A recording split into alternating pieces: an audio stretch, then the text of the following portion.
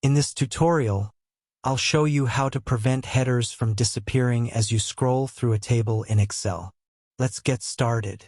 When working with large datasets in Excel, it's common for header rows to vanish as you scroll down the sheet.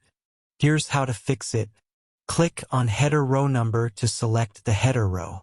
Now the headers will be selected. Then, navigate to the View tab in the Excel ribbon. Then, click on the Freeze Panes option. From the drop-down menu, select Freeze Top Row.